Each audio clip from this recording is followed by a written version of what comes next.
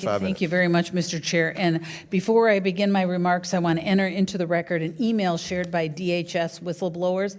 The email was written by a senior DHS official and sent to other DHS leaders. In the email, the DHS official talks about using military intelligence resources to track down whistleblowers' exact location. And this issue, and I believe this email was alluded to by Representative Rarick in her testimony. Without objection, to ordered. Thank you so much. And I have one more, and I ask for unanimous consent to enter into the record an article titled "Minnesota Government Whistleblowers Claim They Were Electronically Surveilled, Had Promotions Denied," in the New York Post, dated January 3rd, 2026. Without objection, to ordered. Thank you, Mr. Chair. And first, I would like to say thank you, Mr. Chair, for allowing us to wave on. This is an incredibly important issue in our state and across the country. It's something that comes up all the time when we're out in the district. And so I thank all of the legislators for being here and for all of your work that you do in order to expose this and dig into it and really figure out what's going on. And I think it was Mr. Burlinson who asked if we were embarrassed, but I'm not embarrassed to be from Minnesota. What I am is really sad that this is happening, and this is what Minnesota is known for now. This horrible fraud, because there's wonderful things that Minnesota does have to offer. And so as a lifelong Minnesotan, it makes me sad that this is what we're having to talk about. And while some may want to downplay this fraud, I want to be clear.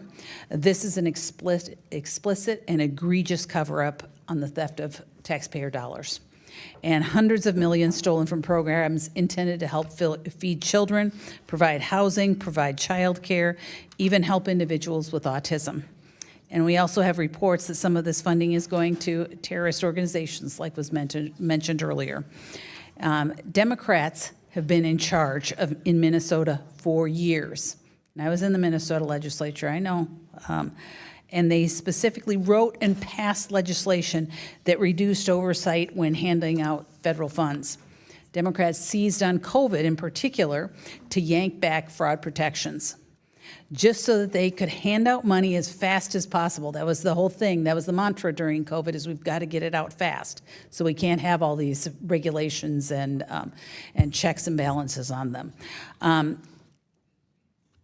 Unfortunately, though, this problem isn't new, and it wasn't just from COVID in Minnesota. Whistleblowers report that they've been making reports for years. The Democrat leadership at the state level in Minnesota has been actively suppressing whistleblowers, and I think some of the testimony that you've all given today is pointing that out. And that's not an opinion, it is fact. It's fact. So I'm going to ask, maybe we're going to go over some of this a little once again, but I want to make sure that everybody understands that there's a clear answer. Representative Rarick, the tweet, where did my sign go? I have a sign.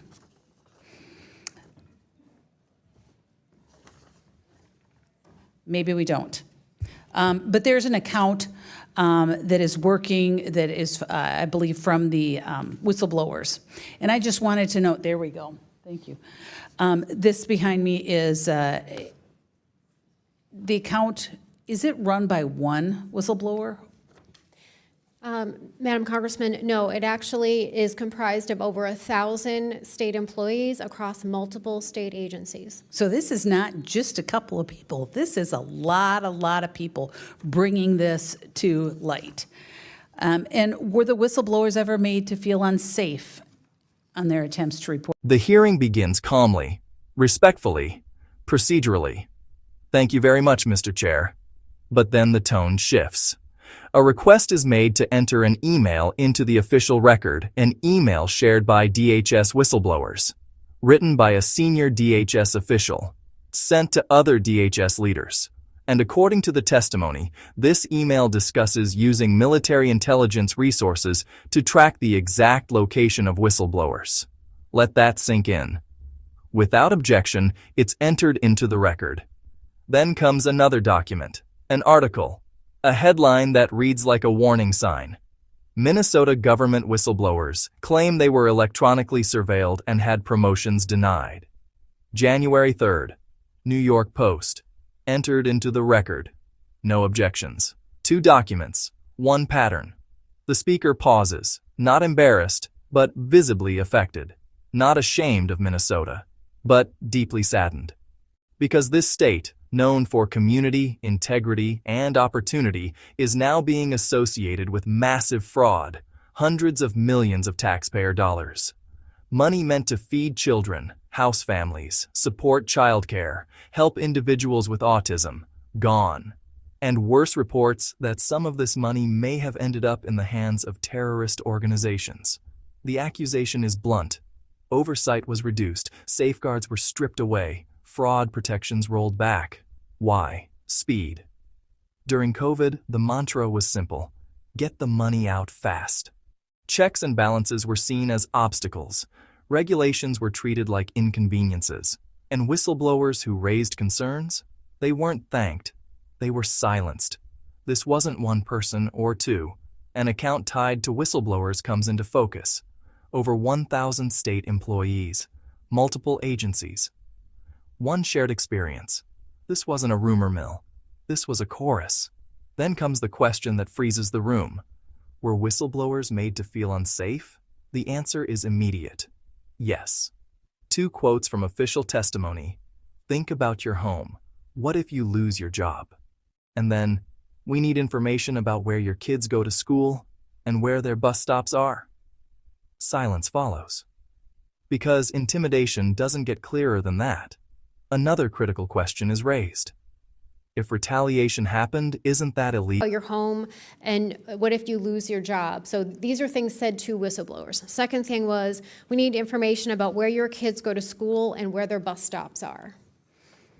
And Representative Wright, it's just incredible stuff. And I know you mentioned it before, but I do think it's worth repeating, because we had whistleblowers. This could have been happening, but there has been Democrat administration after Democrat administration, including Walz and the newer, they have not addressed these things. And they have not said, hey, whistleblowers, we believe you, and we're going to do something about it. And so that's the concern.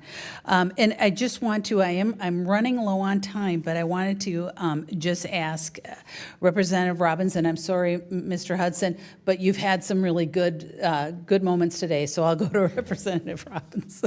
As chair of the committee, if these claims of retaliatory action are true, then it violates the law. So if these claims are true, then a state agency is violating our own state whistleblowers laws. Is that correct?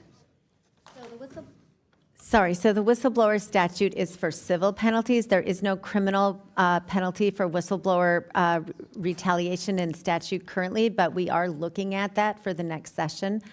But that's why when people say, why haven't these people who've retaliated against the whistleblowers been prosecuted, it's because there is no criminal penalty in statute. Has there been anything by the Attorney General's office, and this is maybe a question that I'll ask if he's comes, anything by the Attorney General's office that would deal with that?